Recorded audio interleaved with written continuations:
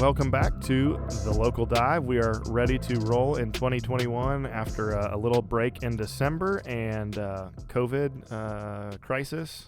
Well, not a crisis, but I caught it, and so we're back. We're here. And you had a kid. Oh, and I had a kid. Yeah. Let's drink a little Croy to that. There we go. Oh, Pop the top for Colin Alexander. But yeah, so we are excited to be back. This is Alex Scott, joined by Dean and Sarah and Ashlyn Portero. How you guys doing?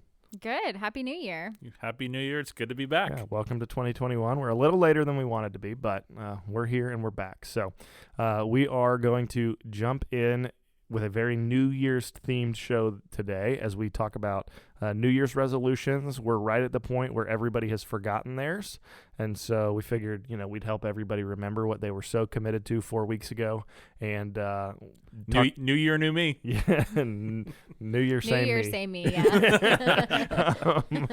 For better or for worse. And then, yeah, so in the deep dive, though, we are going to talk about what role do resolutions have in the Christian life. So it should be hopefully a fun episode and give us a little grace as we get back into the swing of things with this. So as we ease into the shallow end and talk New Year's resolutions, we'll first start Ashlyn, apparently it's the same her, so she has 0 resolutions.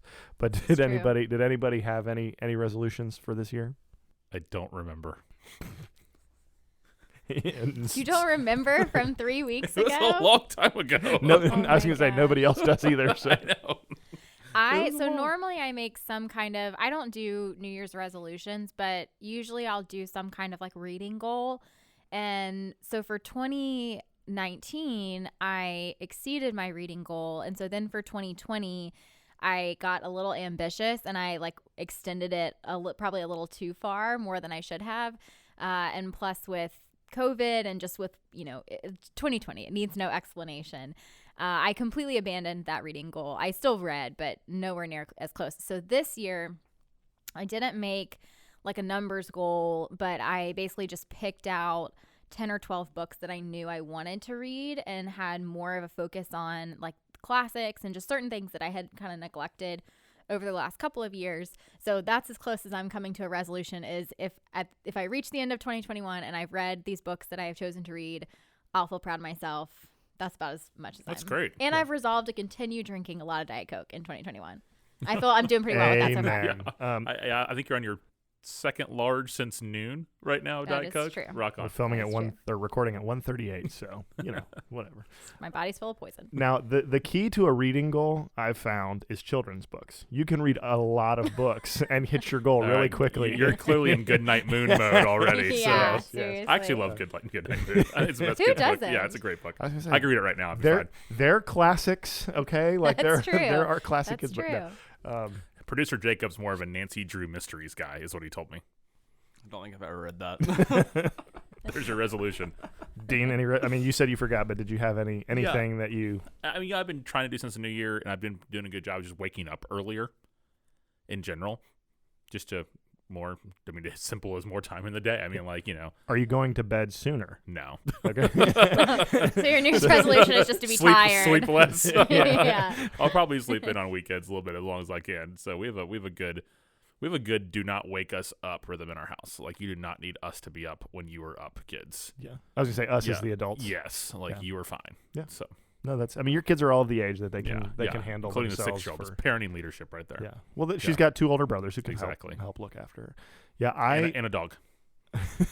I guess maybe like me, for me, one of the things that I was sort of resolved, it didn't set an actual resolution, but I got really out of the rhythm of any kind of regular exercise in 2020, and I'm just going to blame it on 2020. So I am trying to exercise consistently, which has been good. An elliptical at the house makes that a little more possible, and I feel really probably a lot of judgment for being on an elliptical, but whatever.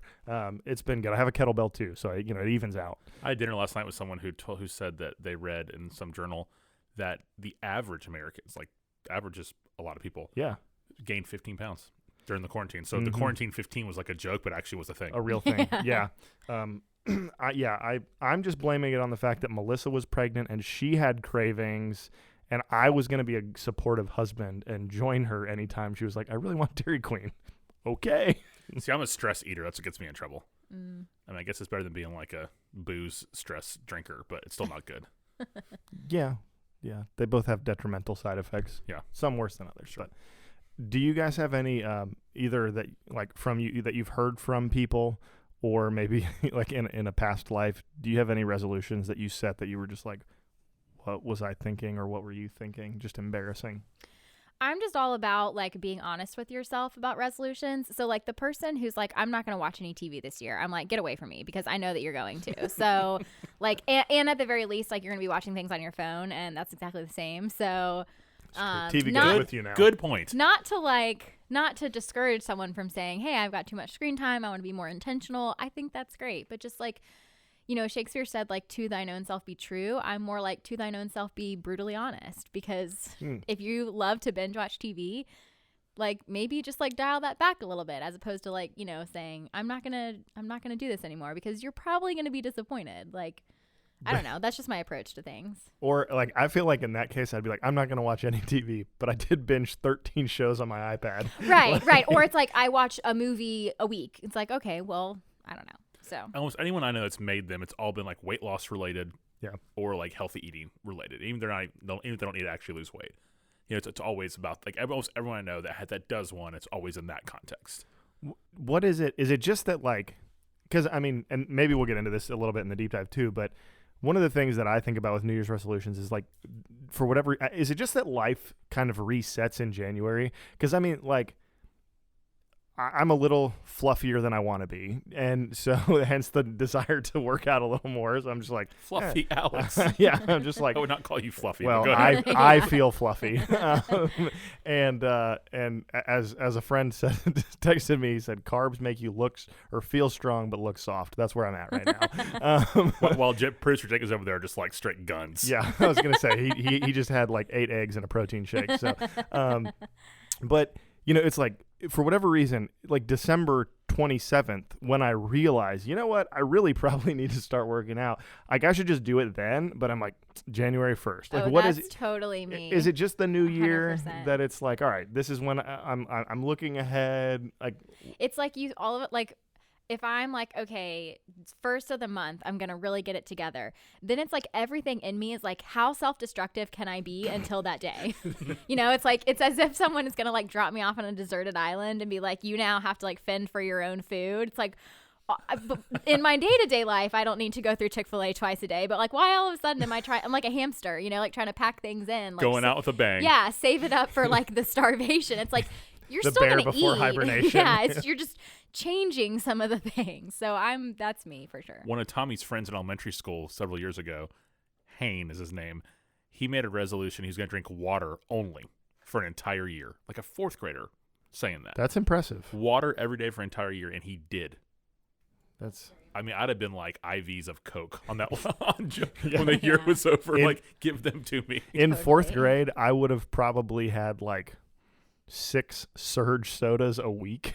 And so I forgot about Surge. Yeah. What's the drink you drank the most? Ashton was like forced to drink water all day long, so mine was a personal trainer. But when you were a kid, what was the main drink? Mine was Gatorade. Drank a ton of Gatorade. I was like big on the fruit juices. It depends. It probably would depend on like, because I think of like as a kid differently, but I'm just going to say elementary school, I was all about some Capri Sun or like the little Gatorade bottles, because my mom was like, you don't need all the sugar in a big one. Would you stab the bottom of the Capri Sun ever? Sometimes, yeah. That's rebellious.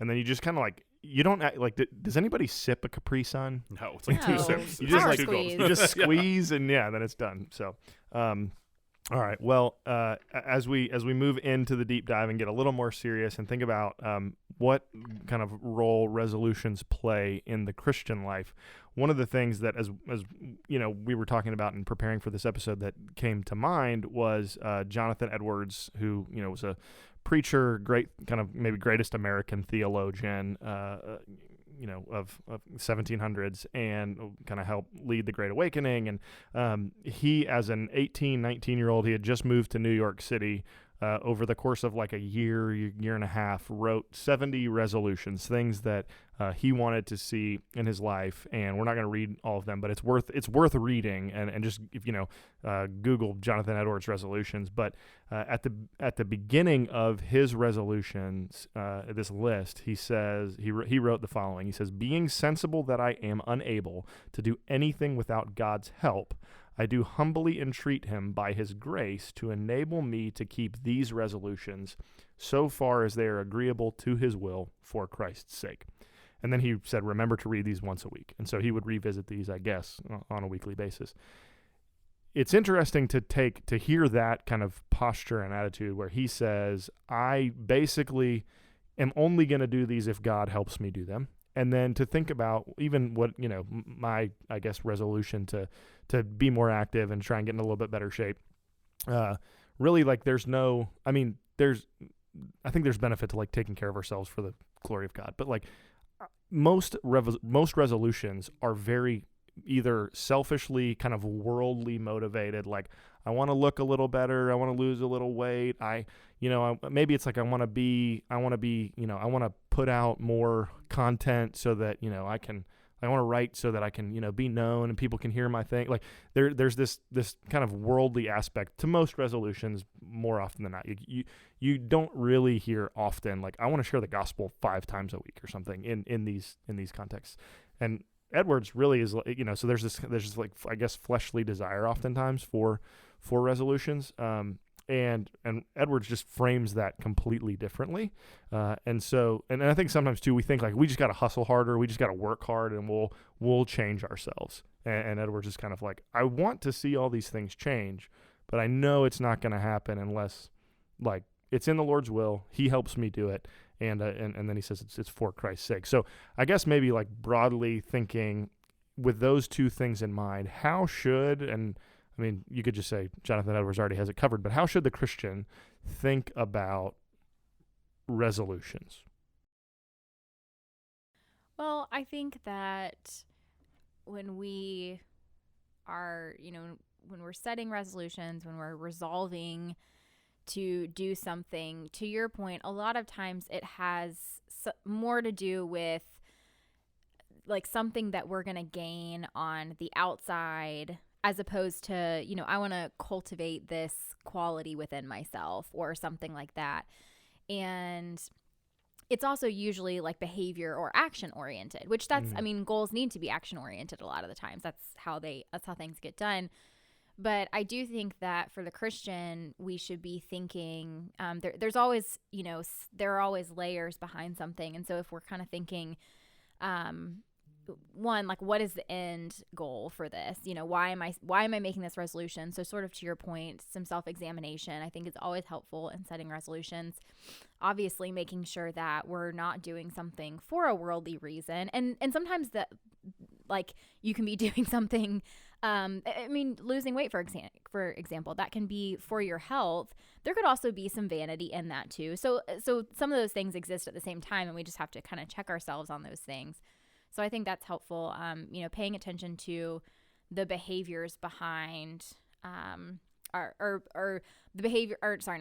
motivations behind the behaviors that we're trying to manage or to muster to accomplish our resolutions. So I think, maybe just thinking a little more deeply about it, making sure that, of course, what we're resolving to do is in line with Scripture, and things like that. Just trying to, think about the type of people that we're trying to become. So yeah, I think if we see it as goal, like Ashlyn said, goal setting, I think goal setting is great. And I would hope that that we take the whole he must increase, I must decrease. John the Baptist said about when he saw Jesus walk on the stage, basically, that I would hope we take that to every area of life, including things like our goal setting, like that we do these things for the glory of God. Now, we have to be careful, so we can say we're doing anything for the glory of God, right? You can proclaim anything's that. I want to really it's for yourself. But say if it's weight loss, maybe you're doing it for the glory of God so you can do your job better, so you can feel better, so you can be, more engaged in life and, those type of things, not be groggy or dragging all the time. That's real stuff, right? Yeah. So I would hope, though, that people would set goals, and that doesn't mean to sit down and actually, like, write them out. That's helpful for some people. But others just get sort of like a, hey, I'm going to start getting up earlier. And that's what I'm going to do, because I want to be able to have an extra hour of reading every day, or an extra time to take a walk, or, whatever it might be. Like things like that could be just, you have to eventually just sort of do it, right? Yeah. And I think this past 2020, last year, we've never been more aware of a year we were living in than 2020. Right. Because we mentioned 2020, all of us did. All the time. Every single day. If somebody died, it was because of 2020, right? Because it's like the only celebrities that have ever died in the history of the world died in 2020. anytime anything happened, it was, I'd say the same thing. 2020. Yep. So it's be careful that we don't I know some that's like tongue in cheek or whatever, we're just kind of, it's like a thing, but we have to be careful we don't think that actually change occurs because the calendar flips. Yeah. And so I know most people don't really actually believe that, but we kind of act like it sometimes, Yeah. And that's what a resolution can be. It's there has to really be a desire to see something different. If it's your spiritual disciplines, if it's, we're talking a little bit about what our hopes are for 2021 for our church. One of mine is that people care about church. Yeah.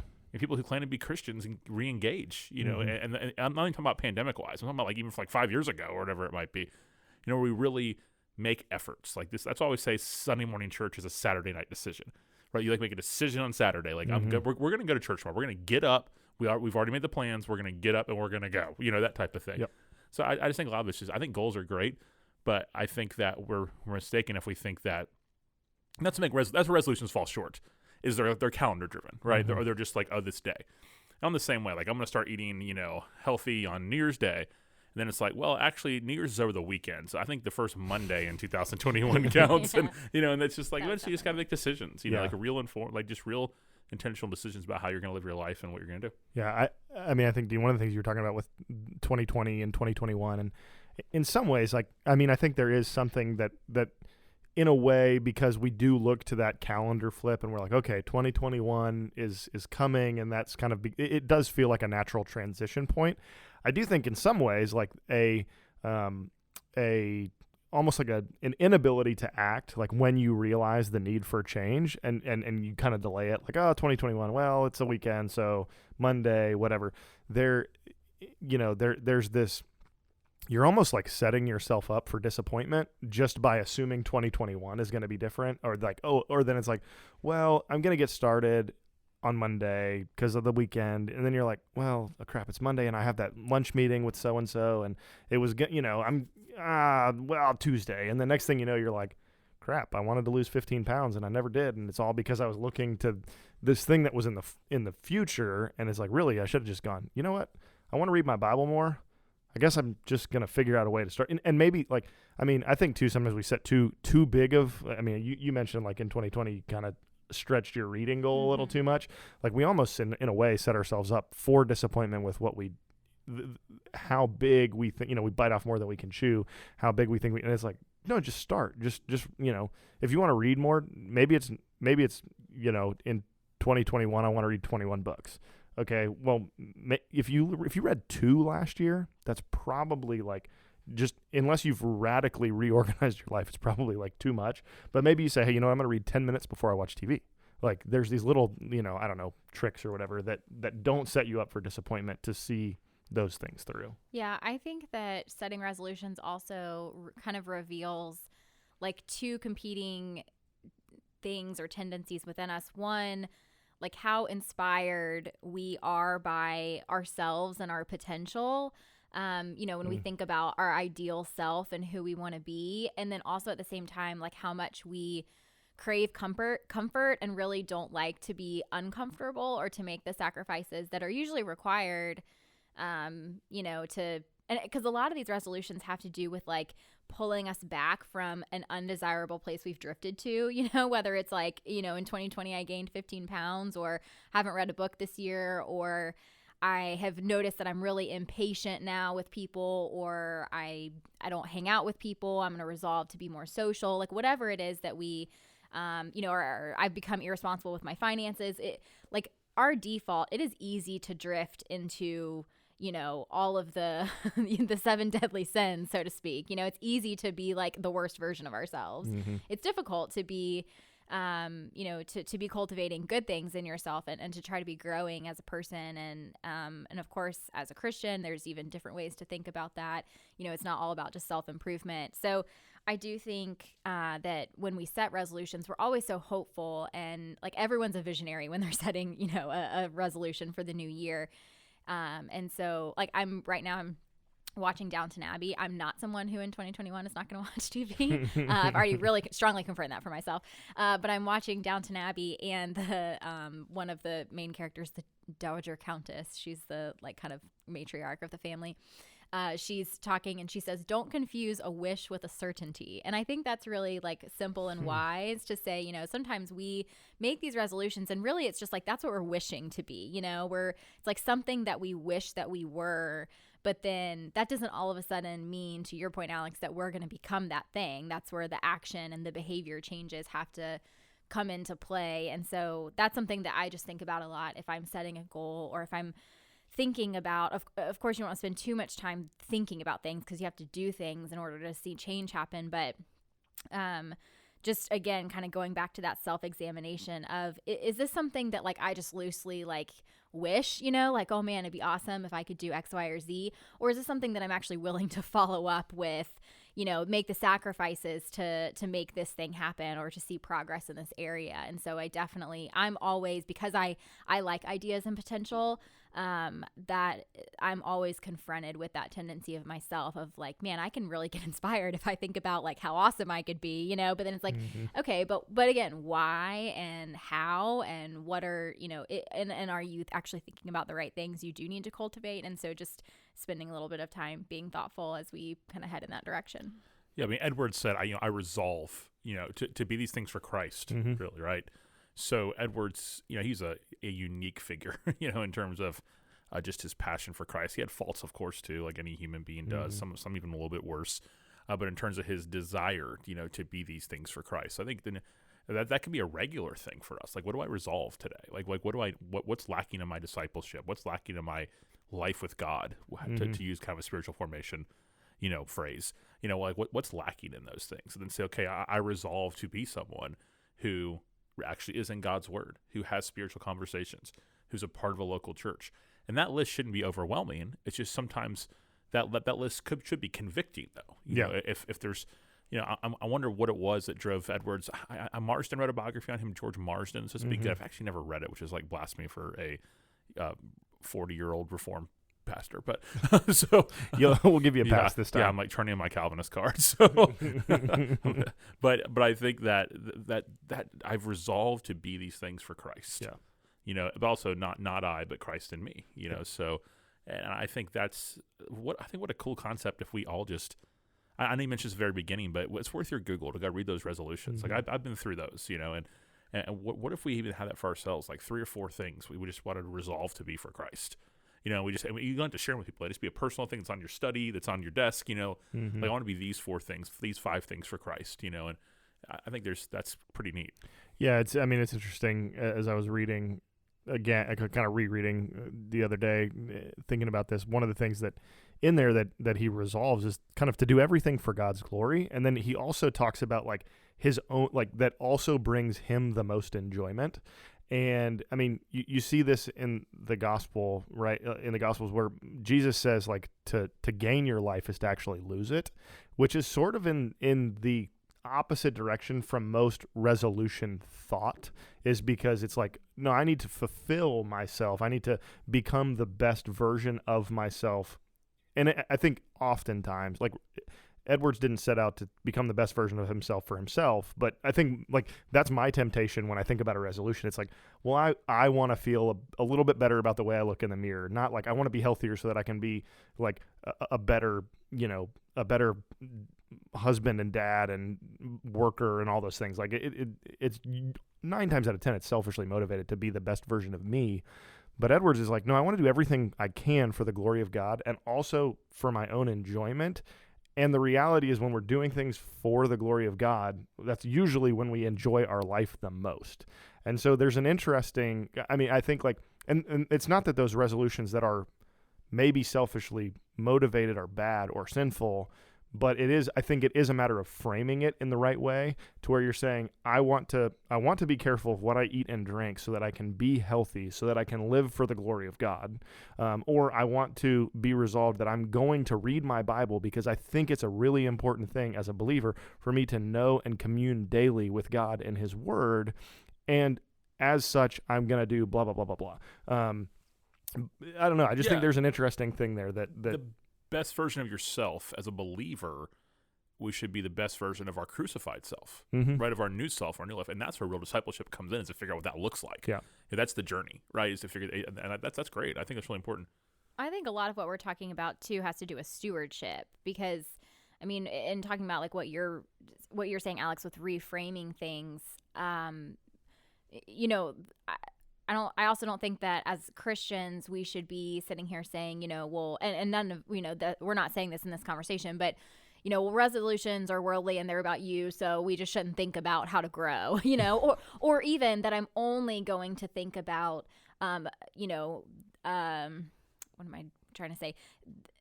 I think it's okay to think about the sort of practical and outward resolutions as well as the inward ones, and the growth in the spirit, and how we might grow spiritually. So, but I think if we can reframe all of that as stewardship and saying what I really want is to use what God has given me well, and that might mean that I need to change how I act in certain ways, or you know, kind of reorganize or reprioritize certain things in my life, and say, you know, that I'm going to steward my body well, steward my finances well, you know, steward my mind well. And then all of a sudden it, you know, it still involves us in the process. It's the life that the Lord has given us to live. But more importantly, it involves God. And I was reading actually something, it wasn't in a book about goals or anything. It was in actually like a training manual that I was reading, but it had a short section on goals, and it was saying that and this is just the position of this organization that I was reading. So, but it was saying that it's not always our place to kind of put numerical or outcome-based goals on things that are in God's control to do. But it is helpful for us to make goals for ourselves. So we're making them for ourselves, not for God, you know, because I mean, as if 2020 showed us anything, it's that we're not in control of the world, you know, like things are going to come from out of nowhere. And so if, you know, even thinking about as Christians, if our goal maybe is to talk about our faith more, or to read your Bible every day or something like that, if we can set some of those kind of measurable goals for ourselves, you know, so maybe I say, I'm going to read my Bible every day. I know that it's important to be in the Word. I want to be a person who knows God's Word, and the way that I'm going to grow in that is by committing to that. That's great. And you can measure that, and also know that, you know, it's not, you know, we don't want to idolize success or progress or any of those things. God doesn't, you know, love us more because of that, but he invites us to read his Word. So, you know, we can have that whole conversation. But if we're saying, you know, my goal is to share my faith more, what we wouldn't want to do then is to get into, you know, there's no way that I can say, you know, my resolution is to see 5 people in my life come to Christ this year. I can pray for that. Absolutely. I should ask God for that. But I have no control over the work of the Holy Spirit in someone else's life. And so I thought that was really helpful too, to say that, you know, goals are for us to help us as human beings who kind of need measurables and need, you know, guidelines and things like that to be able to be better stewards and to live in the world that we live in. But there are also certain things that, you know, in prayer and just walking in the Spirit, we need to also ask God for, and realize that we just receive everything in grace. And so I think just kind of reframing some of those things in our minds can sometimes be helpful too. I think that's really well said. You know, I'm thinking about talking about just enjoying God and what that looks like in resolutions and, you know, Edwards for the glory of God. You know, John Piper, I've heard him talk before about how when he was in college or seminary or sometime, a professor challenged him or the class to pick like one person from like church history, or even any kind of pastor, theologian, missionary, whatever, and basically become an expert on that person, like what they've written, and you know, just on your own, just become an expert. Like you're the guy for Martin Lloyd-Jones, or you know everything there is to be said about, you know, Hannah More, or you know, just on and on. So he picked Edwards, and through studying Edwards and Edwards resolutions, I think I'm getting the story right. is one of the things that drove Piper's kind of entire ministry is off that line, that God is most glorified in us when we're most satisfied in him. Yeah. I've never heard that before. Yeah. I am a Christian, for those listening. and so An American Christian. Yeah. And so that's neat. I think he really dove into Edwards, made those resolutions, and that was like his big conclusion of the Christian life, that God's most glorified in us when we're most satisfied in him. So I would hope that our resolutions and goals in life, that the end result in those can just be more satisfied, and that we're more satisfied in the Lord than we are anything else. I don't know a Christian that can perfectly claim that. I know I can't. But that being a goal, then again, where the discipleship conversation comes is, okay, now as a church community, what does that look like for us? Like, how do we even get there? What's that even? How do you even measure that? What does that look like? And I think that's kind of part of life with God. What is the balance between, and obviously we as we kind of started about this, we kind of talked about this idea that Edwards had, that really none of this would come to fruition without God's grace in his life and the Spirit working through him to change him into this person that he had desired to be. So what's the balance between kind of God's grace in our life making this happen, and then us actually putting an effort to see these things come to fruition? Like, where does the grit and the grace kind of meet? Yeah, Paul, who wrote, a third of the New Testament, or a third of the New Testament about grace, also said, "I work harder, than anyone." So I think it's a grace-fueled effort. That grace is not passive. At least it shouldn't be. Now, our reception, our receiving grace is, for it's been grace you've been by grace you've been saved, not by works. So the whole point of that is that no one can boast. Right. That God receives the glory. And then what verse later he tells us where his workmanship. So I think it's I don't think it's a balance. I think it's grace, period. Now go. That's kind of how I would describe it. Yeah. I mean, I think even speaking to like really practical resolutions, like if your resolution is like, I'm not going to eat out as much, so I don't spend as much money or something like that. Again, thinking a little more deeply about that and saying, okay, the Lord is going to give me grace to, be satisfied with the food that I eat, and to be grateful that I have food and that I have money to be able to choose how and what I eat and things like that. And so sometimes with some of these practical resolutions, I think we almost need to be more aware of our need for God's grace, and that even things like these can be, spiritual practices, right? Even the decision to eat out or not can be that. And so there, I think that we'll find, God's grace and to sort of empower us. And then also, again, when things happen or come our way that we didn't control or can't control or didn't see coming, to know that God gives us grace to, God's not like, our salvation doesn't rest on, did I read my 30 books this year or not? So it's like God understands. That's a goal that I set, you set for yourself, and he's going to, continue to work through that. And it's more about who we're becoming in that process. So I think entrusting yourself to the process, but and honestly, it's not a Christian book, but I think I've mentioned this to you, Alex, but Seth Godin's new book is called The Practice, and it's all about that. It's all about entrusting yourself to a process. It's fantastic. And so I think there's a lot of wisdom in that, and to just echo what Dean said, to make sure that we're working hard, that we're using the opportunities that have been given to us, and then also understanding that at the end of the day, if we're so focused on meeting all of these outcomes, life just doesn't always go the way we think it's going to go. But at the same time, we also don't want to, me saying, I'm not going to eat out as much or whatever, and then like pulling in a Chick-fil-A on my way home because, well, life just doesn't go the way I think it does. Well, praise the Lord. It's that. So also being honest with ourselves and saying, just because I quote unquote had a hard day or something like that, it doesn't then give you permission to like indulge in all of your slothfulness. So I think you have to be a little realistic too. I'm just saying that as someone who like has done that. Who among us has not said, somebody made me angry today, now I'm going to go drink a chocolate milkshake. Like, oh, totally. That doesn't help the situation at all. We ourselves have all gotten in the car together on a hard day. Yeah, that's true. And been like, that's true. Dairy Queen run. Bad for the pancreas, but good for the soul sometimes. Gosh, man, we're so Baptist. Yeah. Talk about food too much on this podcast. I'm just laughing still, so I'm just thinking like, yeah, life didn't go my way. I forgot to go to Publix and get groceries. Chick-fil-A. But one of the things too, like in this that I think about is, I think like some of these things are pretty, like, I mean, especially if they're, I don't know, I'll just say like worldly or like losing 10 pounds. Like in the grand scheme of life, it's probably not the biggest deal.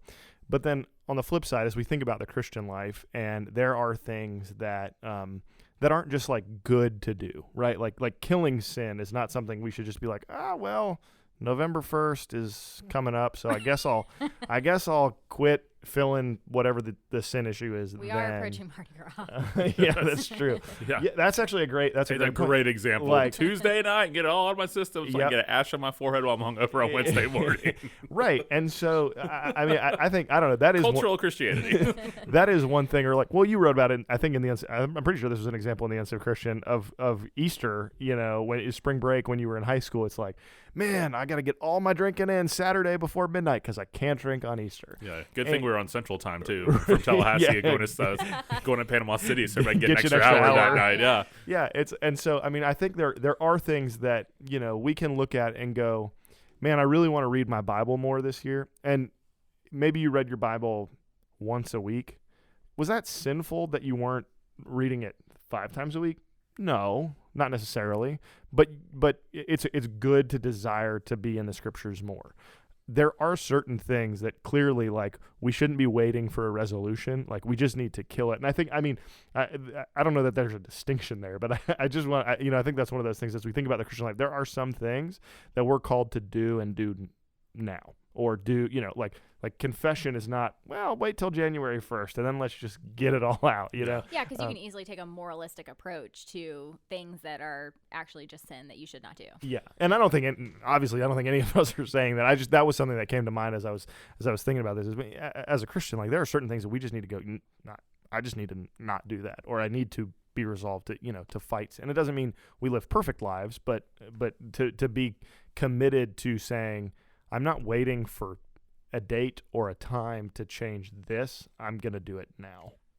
I was just going to say, and I think that's why we should think so much about how important grace is, because, if it's hard enough for us to say, by my willpower, I'm not going to eat as many calories as I, want to or should, or whatever thing, by my own willpower, I'm going to be nicer to people or something like that. If that breaks on like day 3, think about like real sin in your life that you need to be killing. There's no way that we can like morally, accomplish any of that. That's all through the blood of Christ and the work of the Holy Spirit in our lives and the grace of God. And so, I think that's where, if we're talking about like what role does grace play in, seeing resolutions or like, personal change or whatever come about, I think that's very central. Yeah. Were you going to say something, Dean? Well, I think one thing I encounter a lot, just like people I grew up with and just trying to minister in Tallahassee, is folks who will say things like, well, yeah, I'm going to, or they imply it at the worst, or at the least, they'll say, I'm going to get serious about, I'll get there eventually. I'm going to, once I get married, or once I get a job, once I settle down, it's kind of that famous settle down kind of phrase. Once I live the college experience, then I'll go and follow Christ. And I think in those conversations, we need to be like, hey, what does it really mean to follow Christ? Mm-hmm. It's not a resolution you make one day. It's not once I get to the point where everything else in my life is satisfied by earthly standards. So then you're probably not following the Jesus of the Bible, and so the grace of God, should I go on sinning that grace abounds? Paul said, absolutely not. Yeah. So that came to mind. Is that kind of person of I'll wait till I'll wait till January 1st to start my new Whole30. Right. But I'll wait till I'm have a job and settle down and move out and all those kind of things to actually follow Jesus is not the same thing. Yeah, absolutely.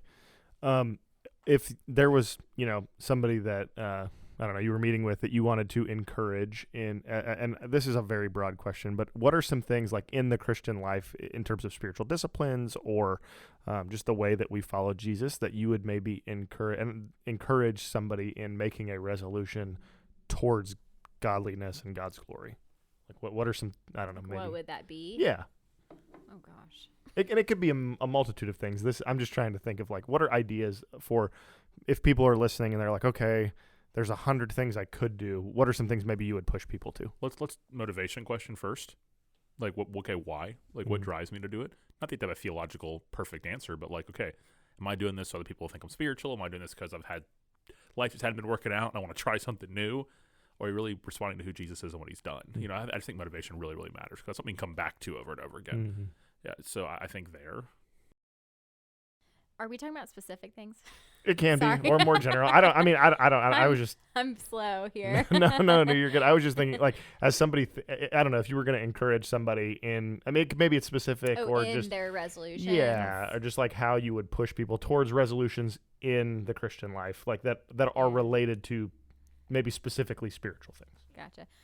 I mean, I really think the whole idea that, you know, we're not going to naturally drift toward holiness is really important. I mean, where did I just read this? I'm totally blanking, but there's like a quote that says, like the world, I think somebody tweeted this. I want to say it was like somebody that I know, or maybe it was a famous person, or maybe it was both. Maybe I know famous people. But it was like the world is going to reward you for operating on your default position. I think it was Josh Wester. Usually when I like wise things in my Twitter timeline, it's from Josh Wester. That's a good, so if it is, shout out to Josh. And you have shared a stage with David Platt, side note. A little stage. She's famous. Sorry, go ahead. Okay. Well, now my resolution is going to be like humble myself because this has been embarrassing.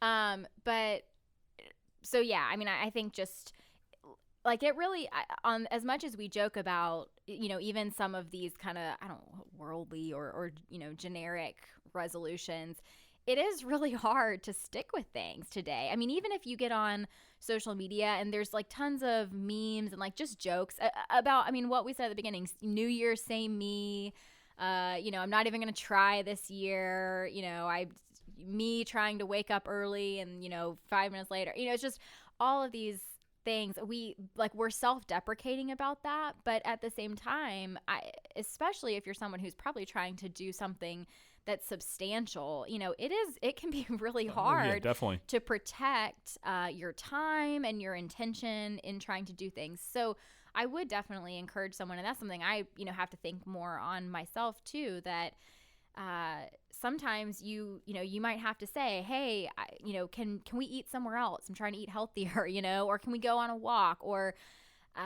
you know, hey, I've committed every day from 8 to 9 a.m. to read my Bible. So can we meet at a different time? You know, like being able to like confidently say, I've actually committed to this thing, you know, so I'm gonna have to kind of work around to be able to do this other thing, and letting people into those, you know, resolutions to, you know, we don't live life very communally these days in a lot of ways. I mean, hopefully as Christians that's different, but it's easy not to. And so, yeah, just I think all of that swirls together to say you do really have to like kind of own your intentions. And so that would probably be something I would encourage someone into. I'm like, man, I need to go and think about that. I need to reevaluate some things in my life. But yeah, just that we're probably not going to drift into holiness or excellence or whatever it is that we're shooting for.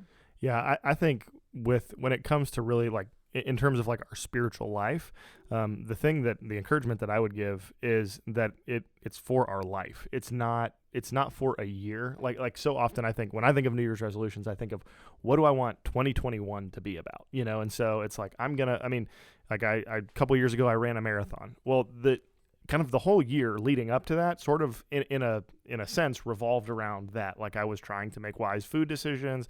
I was trying to set my calendar in a way that made sure I had plenty of time for long runs. But then I didn't stop running, but like I haven't signed up for another race. So it's just different. Like that's gone away.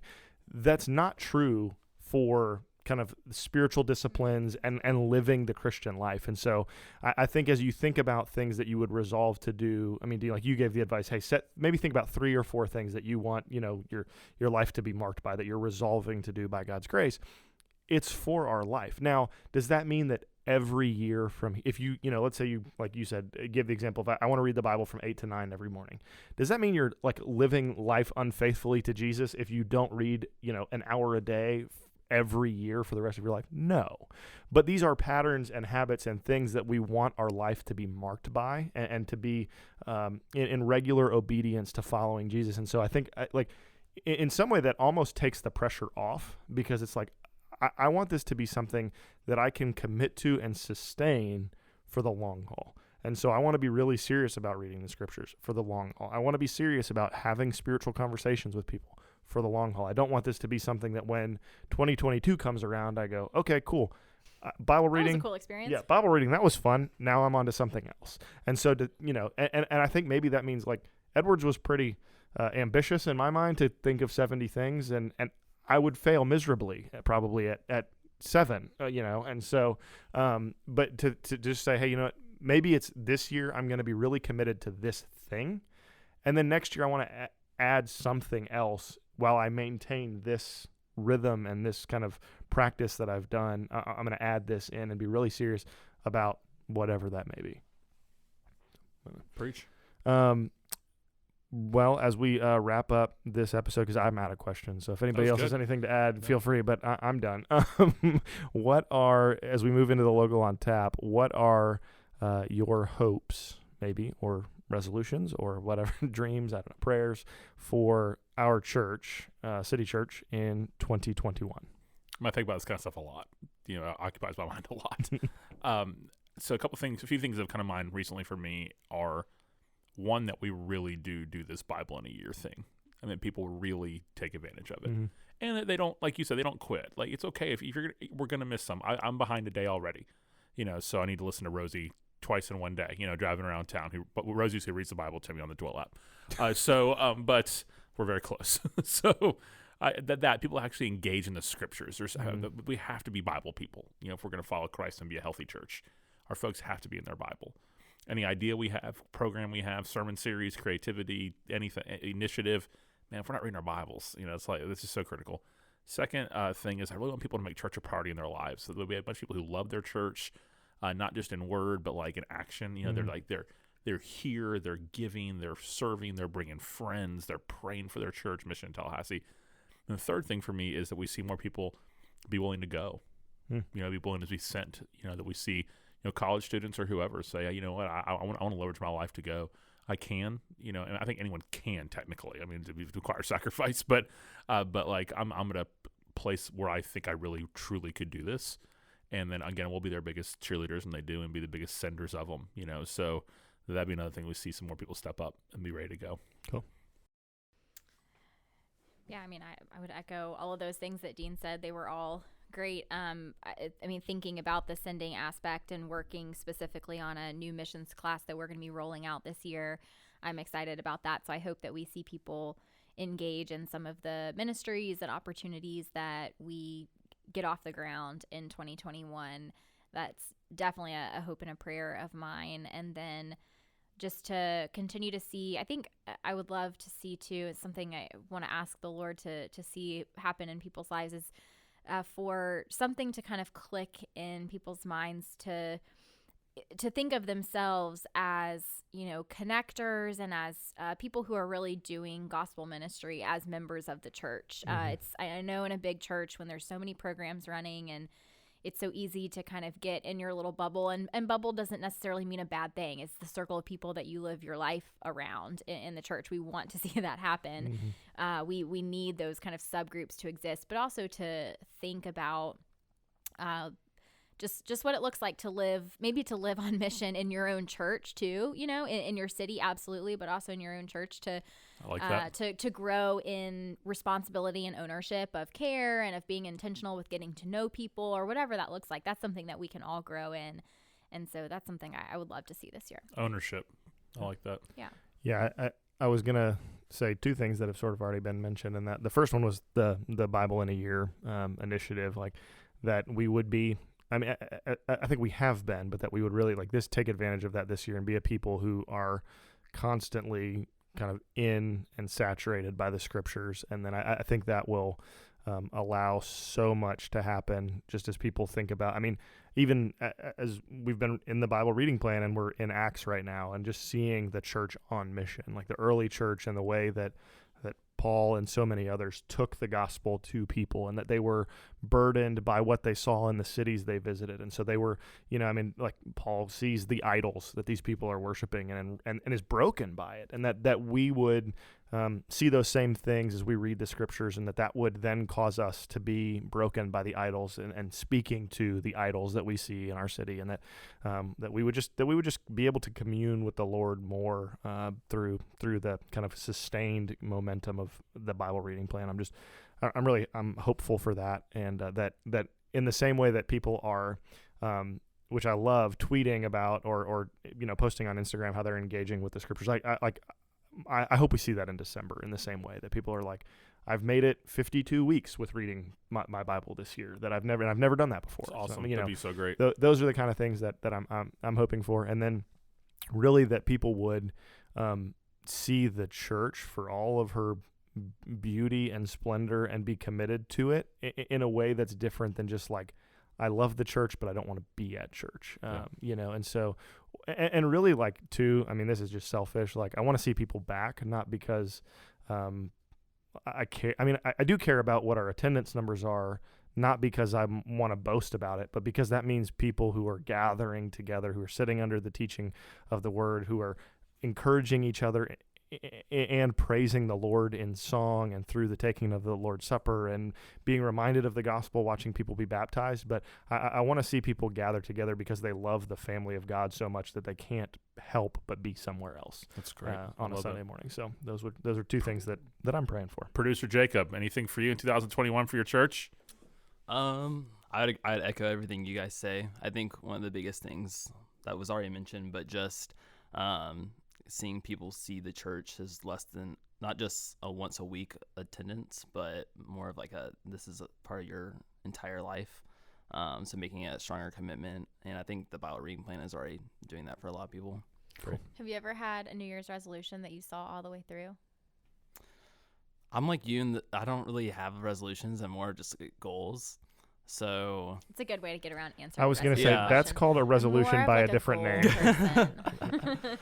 Small goals here and there, but yeah, not really. Hulk Hogan like biceps by 2009, which you clearly did. Jacob is definitely the most put together person out of all of us. No doubt. Let's just say. Perfect hair. Yes. Even like on staff, like Google Hangouts, like video staff meetings, it's like Jacob's aesthetic. He's is like dressed, ready to go. Everyone else is like in their pajamas and all this stuff. And there's like a folding chair behind me. Jacob has this like beautiful bookcase and leather chair, and whatever. Producer Jacob. We'll all get to his level one day. It's a facade. He says it's a facade. I'm like, I want to be that one day. So, all right. Well, thank you for joining us for our first episode and another episode of The Local Dive in 2021. We hope that you enjoyed this conversation, that you stick to your New Year's resolutions, that you resolve to follow Jesus more wholly, and that you would also resolve to continue listening to The Local Dive. We'll be back next week. My dad used to always say, don't do anything stupid.